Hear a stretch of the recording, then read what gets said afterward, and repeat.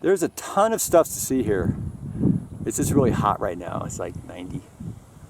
But we're gonna go out here, explore the trail, look at our birds, or some of our plants, and so we're gonna put our feet in the water.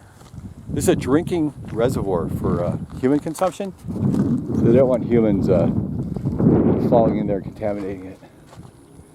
This guy's got some tents set up. All right, so we're gonna go on our walk now. I'll show you around. Okay, this guy here, he's Coyote Brush. Okay, Vacris, Pilularis. When they flower, they have big puffy flowers that just will blow away in the wind like shreds of cotton. This is wild mustard, okay, from the Brassicaceae family. Okay. It's kind of like a cabbage, same family as cabbages.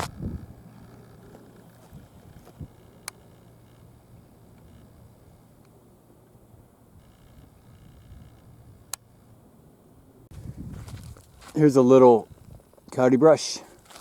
We got a little purple flowering guy here.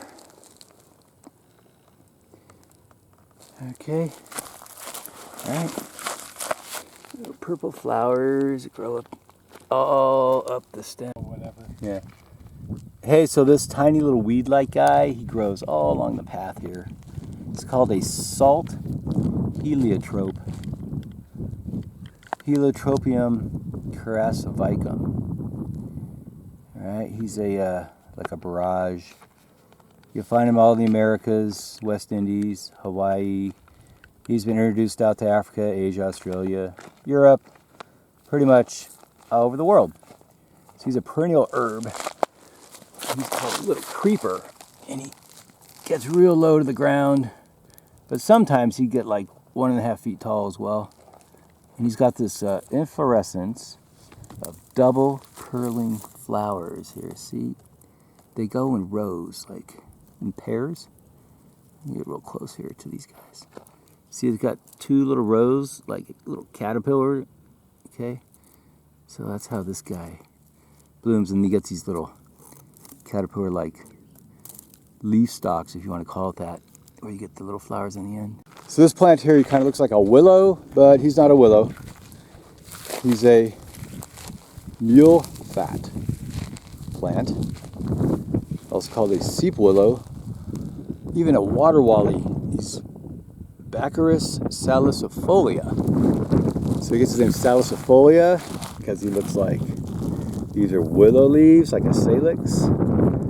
Okay, like our arroyo willow is a salix, but he's not a willow. He's just mule fat. All this here is mule fat. But over here, this guy looks like, I don't know, kind of looks like an American smoke bush, but he's a tamarisk. So we find them all out in the like Mojave Desert and Sonoran Desert. Super green like this. And he gets little brown puffs. This guy down there, little brown puffs all over him. He grows to be a pretty big tree. But from a distance, you go, oh, that's American smoke bush. But it's not. It's just a run-of-the-mill tamarisk we have here. So here we got one that's blooming here. All right, you see these little smoky little blooms on him. So he's also called a salt bush. We find them out in salt and sea. And they grow, I've seen them, they grow like 25 feet tall. Real bushy and wide. So here's another tamarisk salt bush. See how big they get. And the birds here, little bush tits here, they love to hang out in this little plant. This guy here has little purple flowers. See it? A little bit purple first, okay, before they turn a little brown. And then they get all little fuzzy seed, you know, blow in the wind, dust balls.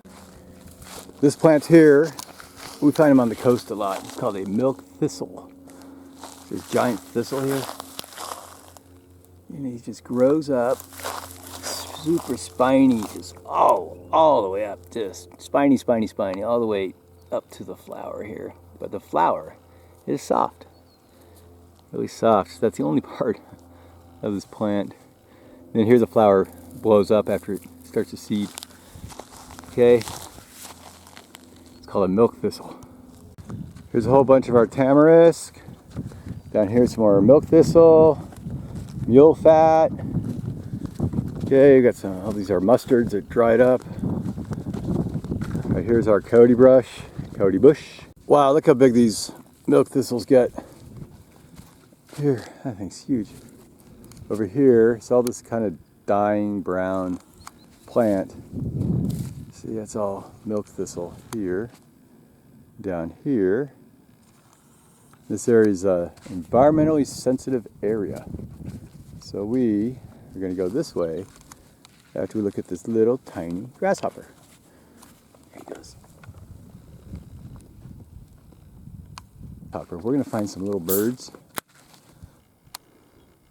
This little guy here, he's a pied-billed grebe, but he's so far away you can't really see his bill. He's got little stripes on it, little blue stripes. So he's like a western grebe, but he's a pied-billed grebe. So this little guy that grows in the sand here, kind of by the shore, looks like a silver dollar. He's known as a small seed sand mat. Okay, Euphorbia polycarpa. So he's a euphorbia, which typically come from like South Africa, but he's polycarpa because he's got lots and lots of little fruits. But he's native to the United States and northern Mexico, especially the deserts and the dry areas. And they grow in these little clumps or mats. Okay, and they always have this round, kind of roundish shape here. And he starts from a little central part right in the middle, almost like a, you know, sand dollar or a sea urchin or some sort of sea animal. And he grows out like this. Here we got a little bird up here.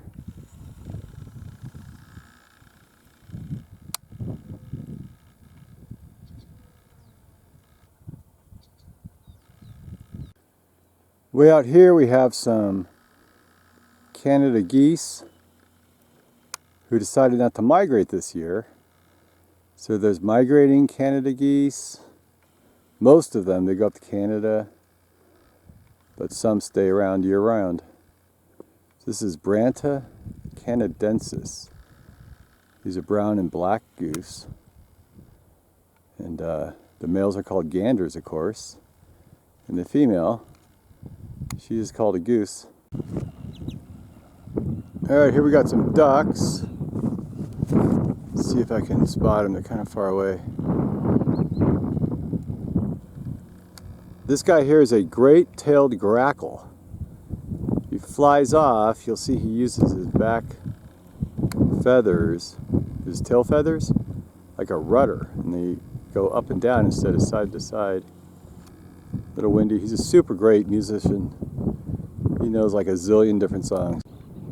So this one here, this is a female grackle. See, she's just kind of brown and smaller. The male's that big black guy. Almost looks like a big crow. There we go. A female great-tailed grackle. Another fish. You know, I don't know what these fish are. They're bass or trout or who knows what they are. This guy, look at this guy.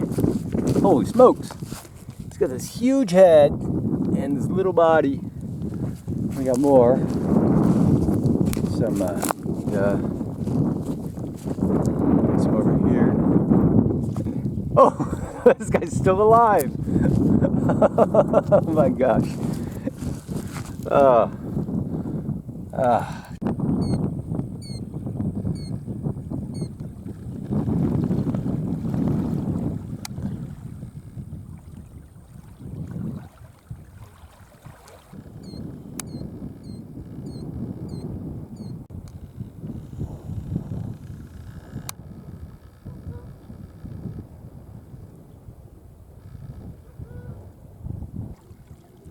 So this guy here is called a western grebe, and we're staying at Grebe Campground, so that's pretty cool.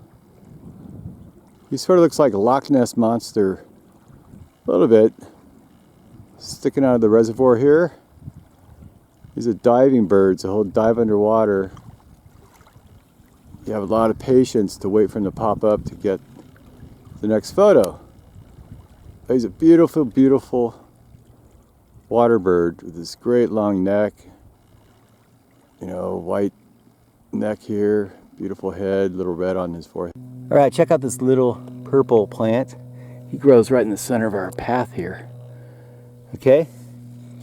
It's called a lady's thumb. Little thumbprint there. Sometimes a spotted lady's thumb. Even a Jesus plant.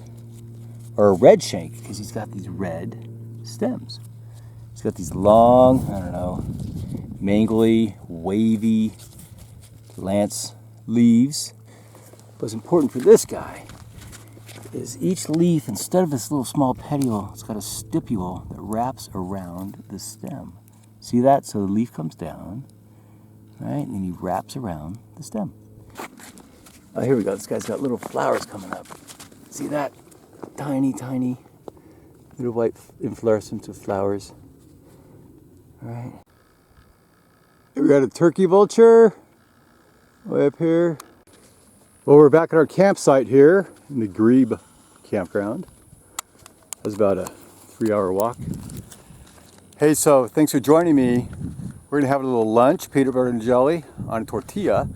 That's been our staple for the last 10 days. Then we're gonna head out here, grab ourselves a snow cone. So I hope you're still with me. Enjoy the walk for our snow cone at the country store. All right, thanks for watching, but there's more to come.